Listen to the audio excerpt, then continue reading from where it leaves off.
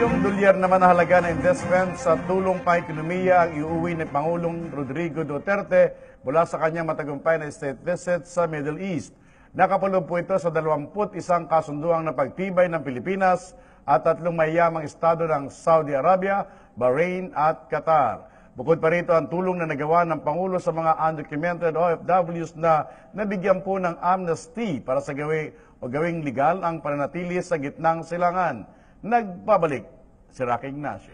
$925 million ang halaga ng investment na nakuha ng Pilipinas matapos ang state visit ni Pangulong Rodrigo Duterte sa 3 bansa sa gitnang silangan, ang Saudi Arabia, Bahrain at Qatar. Bukod pa ito sa inaasahang $1 billion na ipagkakaloob ng Qatar sa ilalim ng Qatari Sovereign Fund. Mahigit 60,000 bagong trabaho ang inaasahan sa pagdating ng mga bagong pamumuhunan. Lahat ng itong ginagawa natin at ang pagbisita ng ating Pangulo kasama ng kanyang team dito sa Middle East, pati na rin yung mga ginawa natin sa ASEAN is really part of Dutertenomics na gusto namin talagang itulak at kasama na dyan yung pagkakaroon ng mas maraming trabaho, mas maraming negosyo, maraming oportunidad para sa mga Pilipino.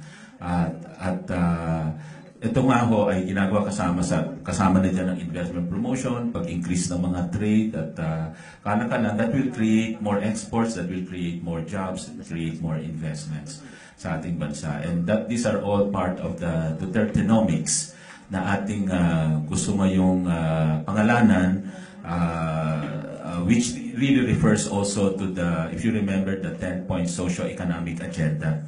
No? So, nandiyan na yung rural and value chain, competitiveness, creative industries, tax reform, at marami pa po iba, even on mga responsible parenthood. These are really part of the socio-economic agenda that will, in the end, uplift the quality of life ng mga Pilipino. Ang ating Pangulo, sincere lang talaga tumulong sa mga, lalo na sa masa. The way I would describe the President pag ini-introduce ko, yung, parang siya yung champion ng ordinaryong Pilipino No, siya yung defender ng ordinary Pilipino. Ayaw niyang naapi, gusto niya iangat yung buhay nila.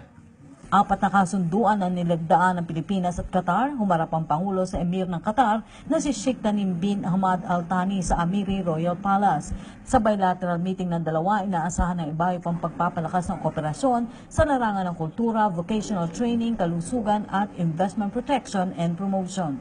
I'd like also to announce that the group that is a Filipino cooperative, the Philippine Business Council here in Qatar, is actually establishing a polyclinic that will open in January 2018. This is an all-Filipino investment and also an all-Filipino staff to cater to Filipinos and other nationals, including Qataris here in Qatar. Mahigit 150 nabigyan ng amnesty at undocumented ang nakatakdang makabalik na sa Pilipinas.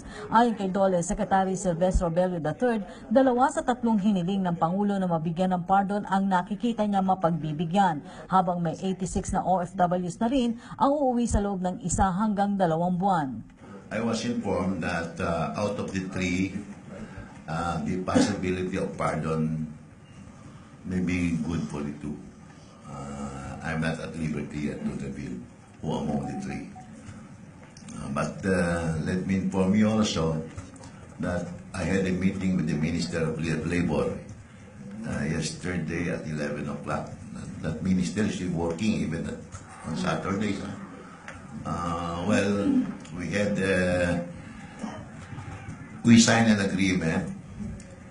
But more important than that was the commitment of the Minister of Labor that we will have a meeting with the committee to consider the repatriation of about 86 OFWs who are now staying in the shelter of our POLO office. POLO means Philippine Overseas Labor Office.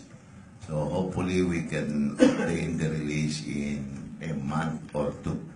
Samantala, pinalakas na rin ang kooperasyon ng Pilipinas sa 3 bansa sa gitnang silangan sa larangan ng seguridad, partikular na ang laban kontra terorismo. It would be on a basis of training, which we have yet to set up.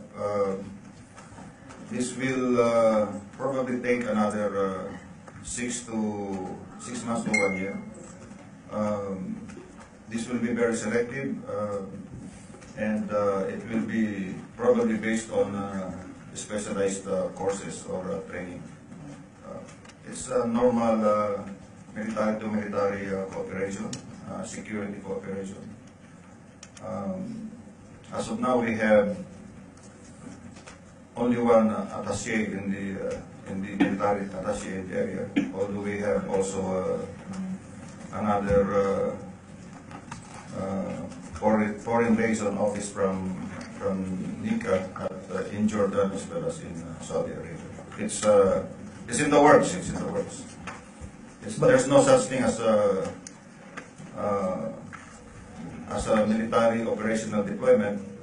Although we have in this area in Bahrain, we are part of what we would call the Coalition Maritime Force. We send observers to that.